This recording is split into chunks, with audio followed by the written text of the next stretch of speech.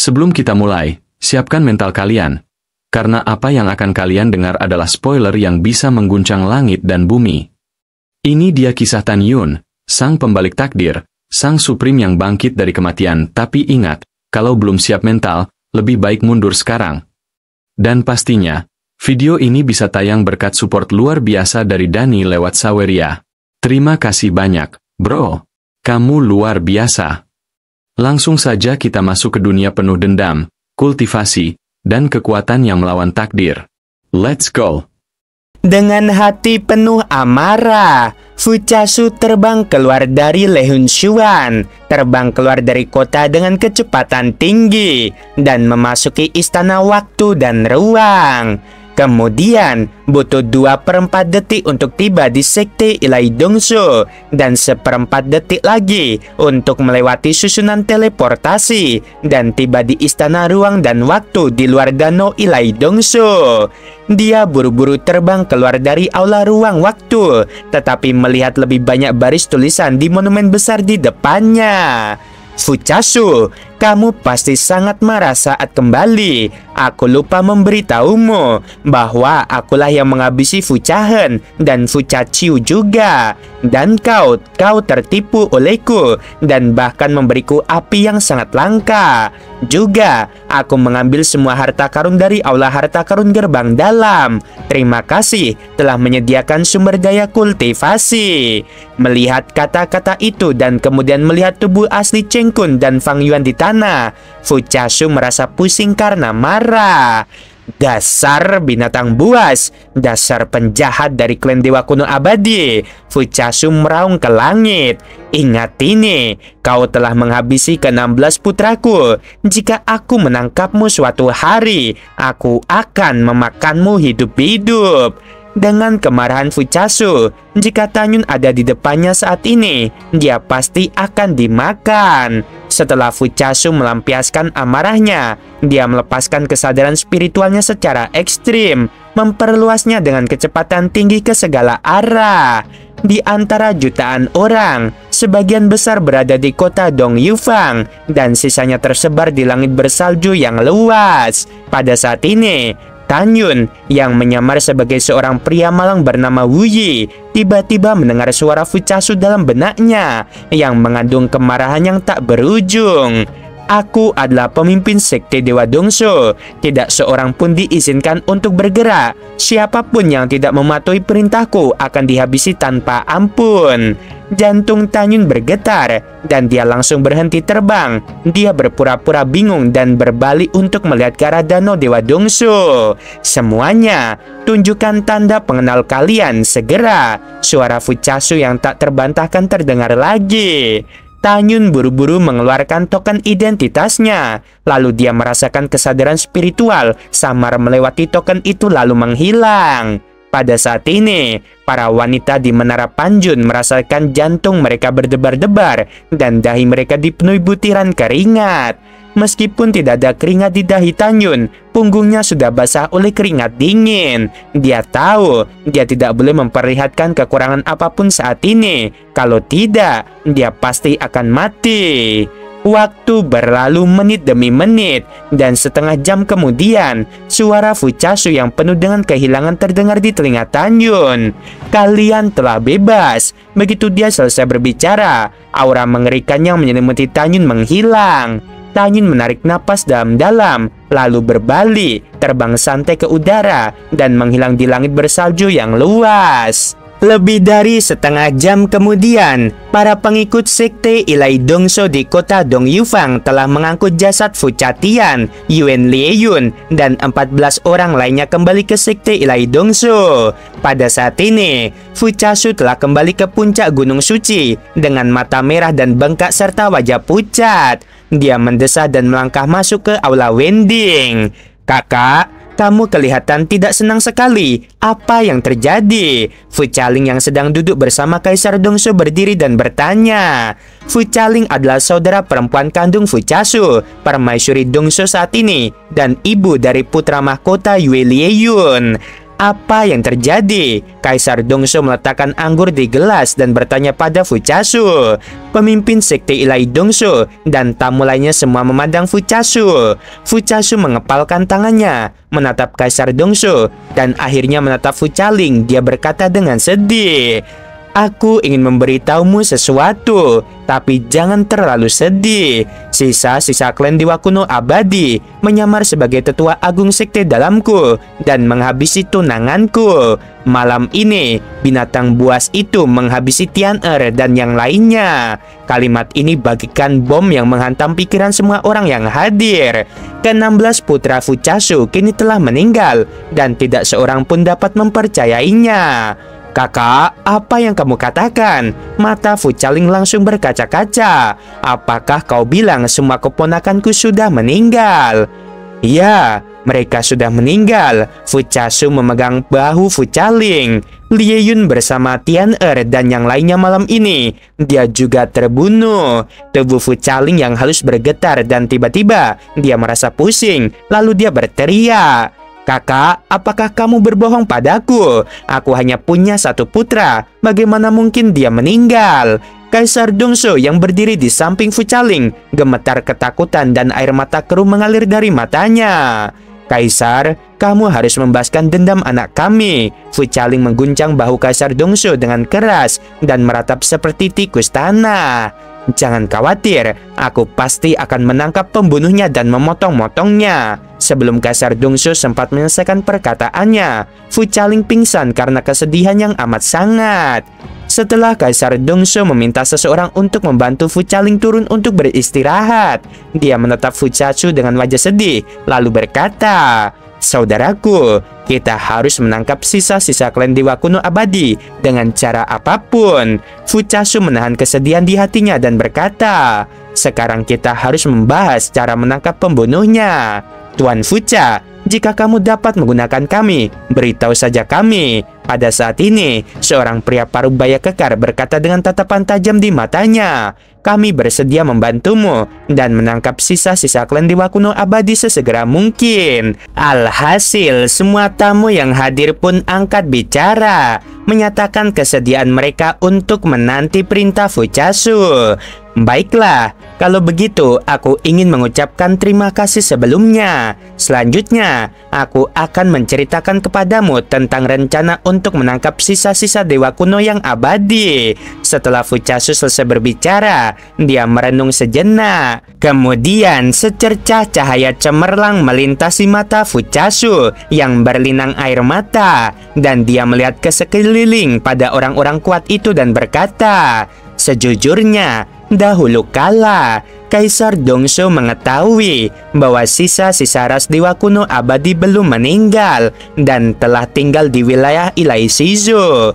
Orang-orang yang dikirim oleh pemimpin sekte ini dan para kaisar agung dari benua timur, benua utara, dan benua selatan memburu di wilayah ilahi benua barat. Tetapi pemimpin sekte ini tidak pernah menyangka bahwa binatang buas ini akan menyusup ke dalam sekte ilahi Dongso milikku. Sisa-sisa ini hanya berada di tingkat ke-9 alam Tao, tetapi dia dapat melompati dan menghabisi Raja Do tingkat ke-9 biasa. Kemampuan melompatinya bahkan lebih mengerikan daripada Kaisar Dao abadi 80 juta tahun yang lalu. Hampir semua leluhurmu berpartisipasi dalam pasukan yang mengepung dan menghabisi klan Dewa Kuno abadi. Jika kita membiarkan sisa-sisa ini tumbuh, wilayah ilahi Dongso kita akan dibanjiri dengan darah. Karena itu, kita harus menghabisnya dengan cara apapun. Sangat penting bagi kalian semua untuk segera meninggalkan sekte ilahi Dongso dan memimpin orang-orang kalian ke perbatasan wilayah ilahi Dongso.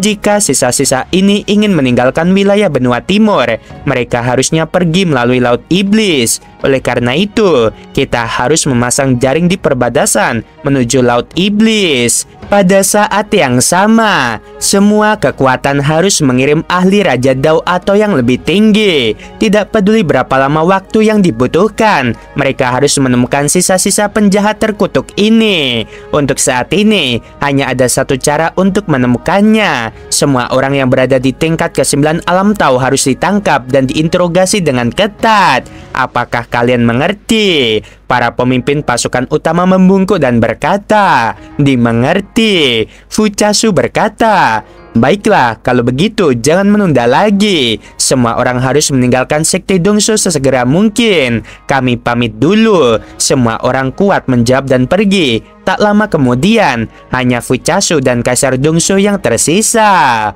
Saudaraku, aku pikir kemungkinan menemukan dan menangkap sisa-sisa klan Dewa Kuno abadi di wilayah Dewa Dongso sangatlah kecil, Kaisar Dongso berkata. Namun, peluang menangkapnya di perbatasan menuju Laut Iblis sangat tinggi. Fuchasu setuju. Itu masuk akal, tapi aku sangat yakin bahwa selama kita mengunci perbatasan wilayah ilahi benua timur dan tidak membiarkan siapapun pergi, cepat atau lambat kita akan dapat menemukan jejaknya.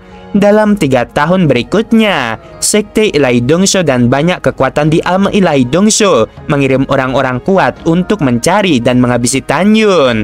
Kaisar Dongso mengirimkan sejumlah besar pasukan melalui terowongan ruang dan waktu ke perbatasan untuk menjaganya dan tidak membiarkan siapapun meninggalkan alam ilahi Dongso. Bahkan seekor burung pun tidak diizinkan terbang keluar. Namun, tidak ada jejak Tanyun dalam 3 tahun terakhir. Seolah-olah ia telah menguap dari dunia. Tidak ada berita tentang Tanyun selama 3 tahun, dan Kaisar Dongso serta Fuchasu tidak terkejut karena mereka tahu bahwa di wilayah ilahi Dongso yang luas, menangkap satu orang tidak diragukan lagi, seperti mencari jarum dalam tumpukan jerami, dan target penangkapannya adalah orang yang sangat licik. Pada saat yang sama, dalam kurun waktu 3 tahun, berita bahwa putra mahkota Dongso, tuan muda pertama sekte ilahi Dongso, dan 13 tuan muda lainnya dihabisi oleh klan Dewa Kuno abadi, menyebar ke seluruh alam ilahi Dongso, yang menyebabkan kegemparan. Demikian pula, beberapa orang kuat yang sebelumnya berpraktik secara rahasia dengan nama samaran keluar dan berkumpul bersama. Semua makhluk kuat ini adalah orang-orang yang menerima bantuan dari para Dewa Kuno abadi 80 juta tahun yang lalu. Mereka juga bergabung dengan pasukan untuk memburu Tanyun, tetapi tujuan mereka bukanlah untuk menangkapnya. Sebaliknya, begitu mereka bertemu Tanyun dan saat dia dalam bahaya, mereka akan melindungi dengan segala cara. Kalau tidak ada alasan lain, meski hanya demi keadilan, mereka akan bersumpah melindunginya sampai mati. Karena mereka tahu betul bahwa di masa lalu yang jauh, para Dewa Kuno abadilah yang menggunakan keringat, darah, dan tubuh mereka untuk melawan serangan para iblis di Laut Iblis berkali-kali.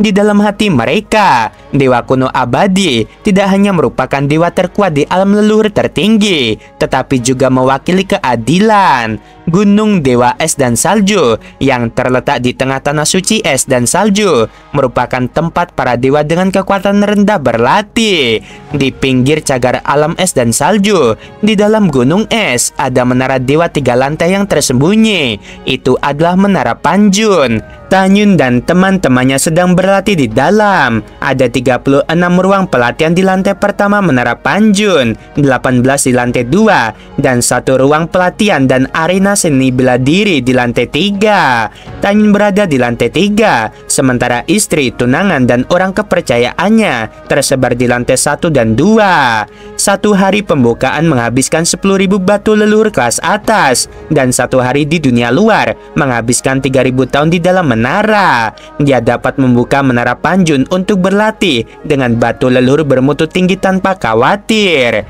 Pada saat ini, di ruang pelatihan di lantai 3, Tanyun sedang duduk bersila, berlatih dengan gila-gilaan. Di depannya, api Hongmeng dan api es Hongmeng sedang melahap api. Lebih dari 3 tahun yang lalu, Tanyun memeras 30 benih api atribut api dan 30 benih api atribut es dari pejabat tinggi sekte dalam. Selain itu, Fuchasu memberi Tanyun 2 jenis api, satu dengan atribut es dan satu lagi dengan atribut api. Tanyun sangat yakin bahwa setelah Bing Er dan Jixin melahap semua api, kekuatan mereka akan meningkat pesat dan mereka akan maju terus. Namun, jika ingin memurnikan begitu banyak benih api tingkat tinggi, diperlukan proses yang sangat panjang.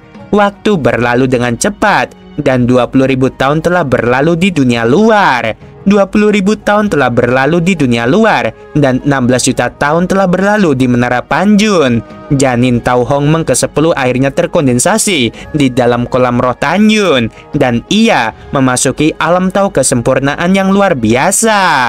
Tanyun melanjutkan retreatnya. Semua orang menyendiri, hanya Ji Yuyan yang berhenti berlatih karena dia telah menyentuh penghalang alam kaisar leluhur. Karena dia adalah dewa kuno abadi biasa, dia tidak bisa melewati kesengsaraan surgawi sekarang.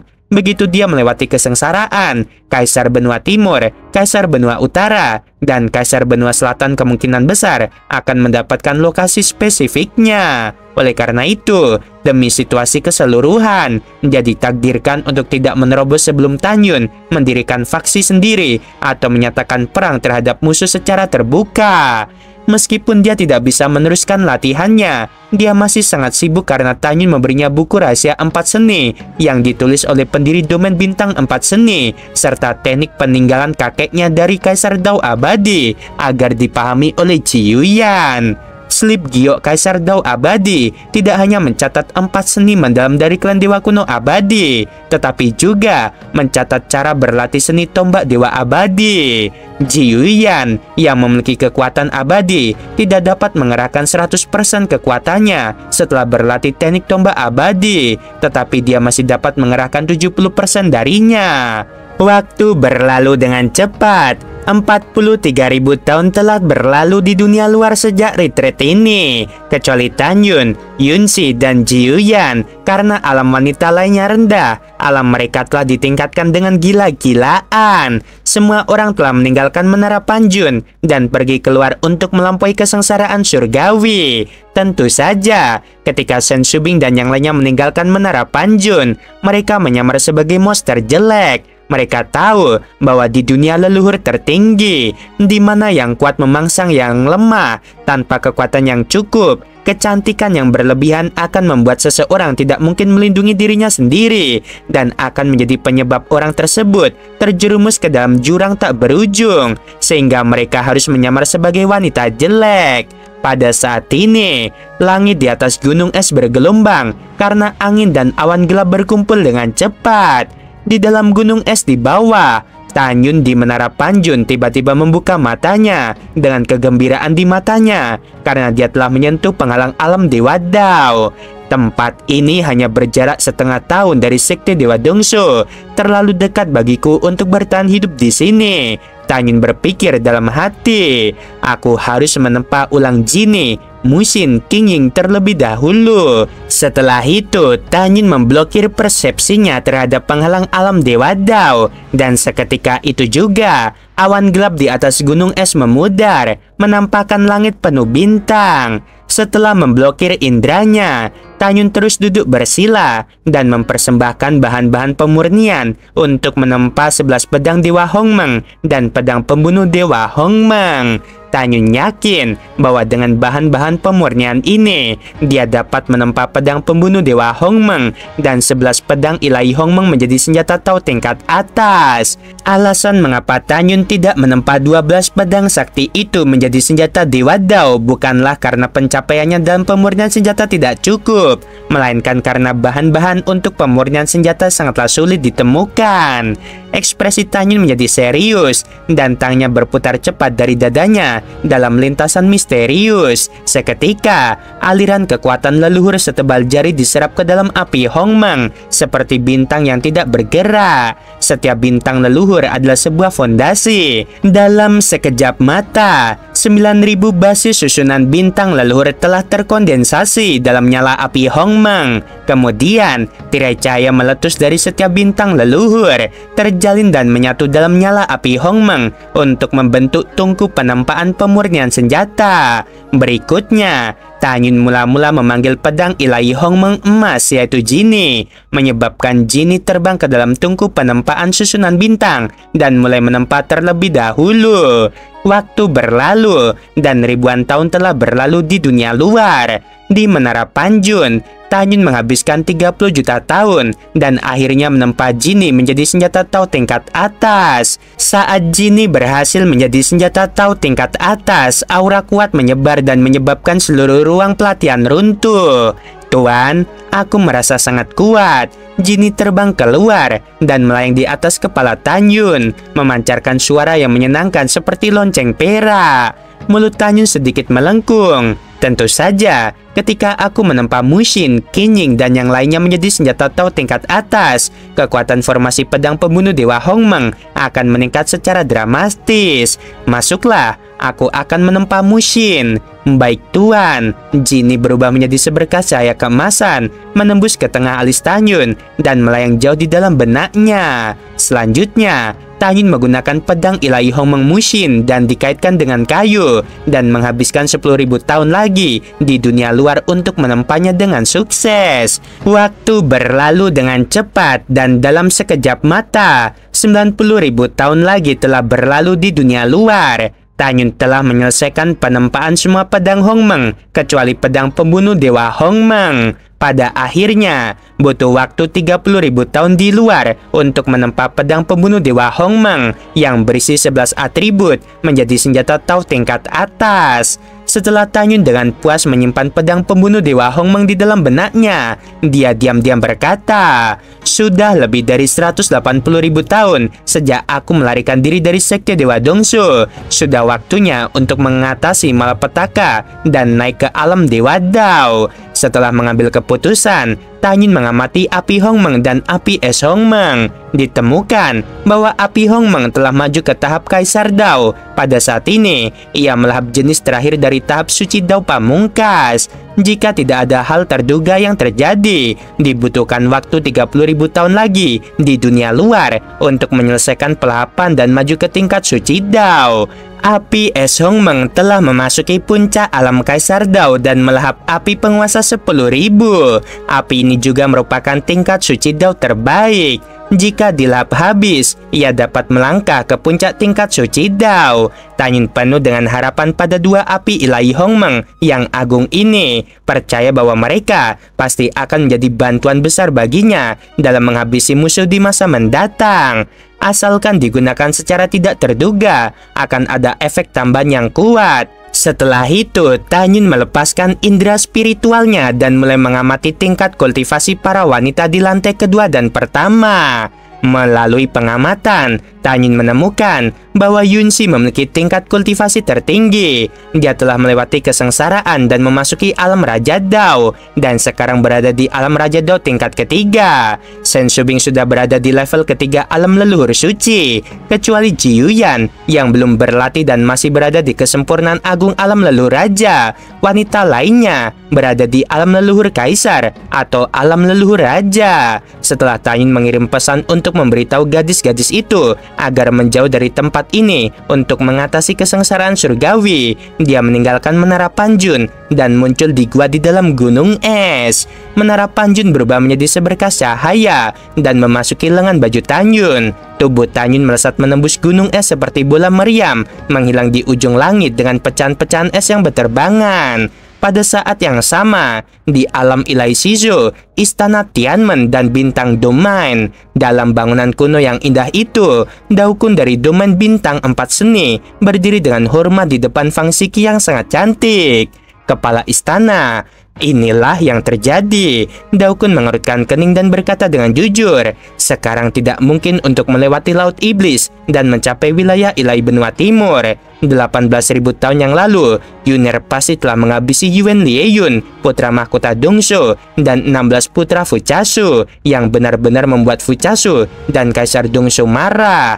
Oleh karena itu, di bawah perintah dua orang kuat itu, pasukan dinasti Dongsu telah memblokir perbatasan wilayah ilahi Dongsu, tidak mengizinkan siapapun masuk melalui Laut Iblis, dan tidak mengizinkan siapapun keluar. Mendengar ini, wajah cantik Fang Shiki menampakkan kecemasan, tapi aku benar-benar mengkhawatirkan dia. Kepala istana, aku juga khawatir dengan Yuner. Daokun menghiburnya, tapi aku yakin Yuner baik-baik saja sekarang. Kepala istana, pikirkanlah, jika Yuner ditangkap oleh mereka, mereka pasti sudah mundur sejak lama. Jadi Yuner pasti baik-baik saja. Siapa tahu di mana dia bersembunyi untuk berlatih. Setelah mendengarkan kata-kata Daokun, Fang Xiki merasa sedikit lega. Kepala istana, ada hal penting yang ingin kulaporkan kepadamu, kata Daokun. Daokun tidak tahu apa yang sedang dipikirkannya, dan ekspresinya menjadi lebih serius dari sebelumnya. Menurut mata-mata, Kaisar Shisho dan Sekte Jili akhir-akhir ini sangat dekat.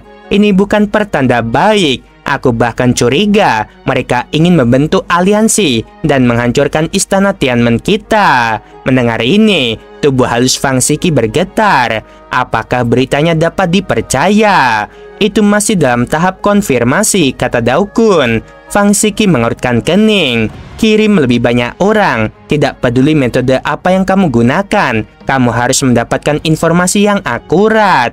Jika dinasti Shisho dan Sekte Jili membentuk aliansi untuk menyerang istana kita, akan sulit bagi istana kita untuk mengatasinya. Aku mengerti. Daokun selesai berbicara, dan dengan tangan kanannya, sebuah surat muncul. Dia menyerahkannya kepada Fang Xiki. Kepala istana, ini dikirim oleh seseorang yang diutus oleh Kaisar Shisho. Fang Xiki mengangkat alisnya, membuka amplop itu, dan ketika dia selesai membaca isi surat itu, dia gemetar karena marah.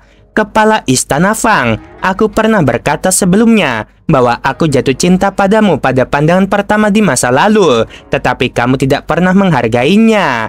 Lebih dari 200.000 tahun yang lalu, kamu pertama kali datang ke dinasti leluhur Shizou. Aku pikir kita akan menikah saat itu, tetapi sayangnya, aku tidak dapat menemukan rumput dewa yang murni untukmu dan melewatkan pernikahan ini. Sejak saat itu hingga sekarang, kamu selalu ada di hatiku. Sekarang, mohon Tuan Istana Fang, pertimbangkan dengan serius masalah pernikahan ini. Jika kamu tidak menikah, kamu akan menanggung akibatnya. Ini bukan ancaman bagimu, tetapi sebuah nasihat. Tubuh halus Fang Xiki bergetar berkali-kali. Bagaimana ini bisa terjadi? Kepala istana, apa yang dikatakan Kaisar Shizou? Daokun bertanya dengan suara rendah. Fang Xiki tidak berbicara, tetapi menyerahkan surat itu kepada Daokun. Setelah membacanya, Daokun menahan amarahnya dan berkata dengan suara yang dalam, Kaisar Shizou sudah keterlaluan. Mata indah Fang Xiki dipenuhi dengan kebencian. Sekarang Kaisar Besar Shizou dan Huyanzhang sudah berada di tingkat ke-9 alam leluhur Dao, dan aku hanya berada di tingkat ke-6 alam leluhur Dao. Jika perkelahian benar-benar terjadi, bahkan dengan bantuan Pamanchu, peluang untuk menang sangat tipis.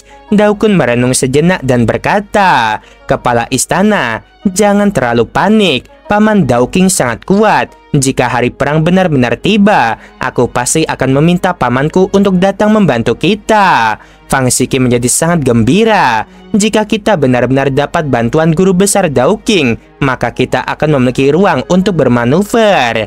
Ya, Daokun berkata, Kepala istana, mengapa kamu tidak menenangkan Kaisar Besar Shizou terlebih dahulu dan memberitahu dia bahwa kamu ingin menyendiri selama 3 juta tahun? 3 juta tahun kemudian, jika dia masih mencintaimu dengan tulus, apakah kau akan mempertimbangkan untuk menikahinya? Setelah itu, Fang Xiki mengikuti saran Daokun dan menulis surat secara langsung, meminta Daokun untuk pergi ke dinasti Shizou secara langsung. 2 tahun kemudian, dinasti leluhur Shizou, istana Kaisar Besar. Ini benar-benar membuatku sangat marah. Kaisar Shizou memandang Pendeta Agung Helian Mengde di depannya dan berkata, apakah masih belum ada berita tentang Marquis Shenwu dan Xi'er? Melapor pada Kaisar, belum ada. Helian Mengde berkata dengan suara rendah. Kaisar Shizou berkata dengan tegas, Marquis Shenwu dan putri ketujuh sudah pergi begitu lama. Bagaimana bisa disebut sementara? Menghadapi omelan itu, Helian Mengde menundukkan kepala dan tetap diam. Bagaimana denganmu? Kaisar Shizou menatap Daoking Dazun. Xi'er juga murid kesayanganmu. Apakah kamu benar-benar tidak tahu di mana dia? Guru besar Daoking menggelengkan kepalanya dan berkata, melapor kepada Yang Mulia. Aku benar-benar tidak tahu, tetapi mohon tenang saja Yang Mulia. Xi'er dan Zhang-er sama-sama cerdas dan banyak akal, dan mereka akan baik-baik saja. Pada saat ini, seorang penjaga berbaju besi emas di luar istana berlutut dengan satu kaki, lalu berkata, Yang Mulia, tetua suci tertinggi dari wilayah bintang 4 seni istana Tianmen ingin bertemu denganmu. Apa yang Daokun lakukan di sini? Mungkinkah memikirkan hal ini? Kaisar Shizou berkata. Tolong biarkan dia masuk. Tidak lama setelah pengawal berbaju emas itu menjawab dan pergi, Daokun melangkah masuk ke aula, membungkuk kepada Kaisar Agung Shizou dan berkata, hamba Daokun dari Istana Dewa Tianmen, merasa terhormat bertemu dengan Kaisar Agung. Tidak perlu bersikap sopan, silakan duduk. Kaisar Shizou tertawa. Terima kasih yang mulia. Daokun duduk dan berkata kepada Daoking tanpa menunjukkan ekspresi apapun. Paman guru, aku punya sesuatu yang penting untuk didiskusikan denganmu sebelum aku pergi. Baiklah, Daoking menyampaikan pesan itu. Aku tidak tahu mengapa kamu datang menemuiku kali ini, tanya Kaisar Shizou. Kamu bertanya meskipun kau sudah tahu jawabannya. Daokun mencibir dalam hatinya, tetapi wajahnya tetap penuh hormat.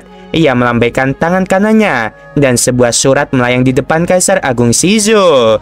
Kaisar senior, aku di sini atas perintah kepala istana dari istana kami. Kepala istana memintaku untuk secara pribadi menyerahkan surat ini kepadamu. Kaisar Agung Shizou tersenyum, mengambil amplop itu dan membukanya, hanya untuk melihat kata-kata yang tertulis di atasnya. Kaisar Agung Shizou telah menunjukkan cinta yang besar kepadaku, dan aku benar-benar malu akan hal ini.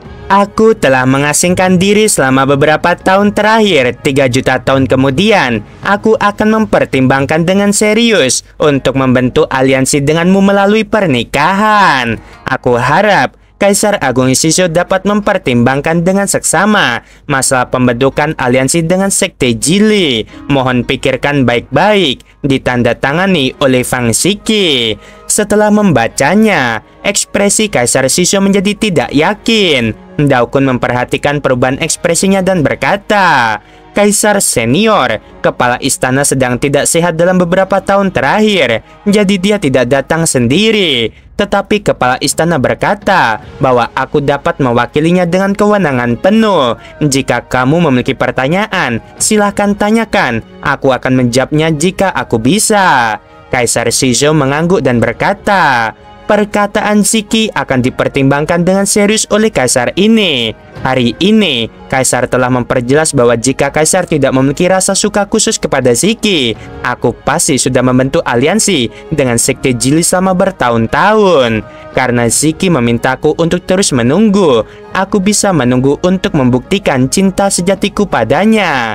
Kaisar Shizou berhenti sejenak dan berkata lagi, tetapi 3 juta tahun itu terlalu lama. Bagaimana kalau begini? Beri dia waktu 1 juta tahun untuk mempertimbangkannya. Daokun berdiri dari tempat duduknya, menangkupkan kedua tangannya dan berkata, Kaisar Agung senior, kepala istana awalnya berencana untuk mengasingkan diri selama 5 juta tahun. Tetapi karena pernikahan itu merupakan masalah yang sangat penting, maka diubah menjadi 3 juta tahun. Bagi orang-orang kuat sepertimu dan kepala istana, 3 juta tahun hanyalah sekejap mata. Aku harap kamu bisa menghormati keputusan kepala istana kami. Kaisar Besar Shizou menggelengkan kepalanya. Tidak peduli di alam dewa mana, 3 juta tahun bukanlah sekejap mata. Daokun, kamu salah tentang hal ini.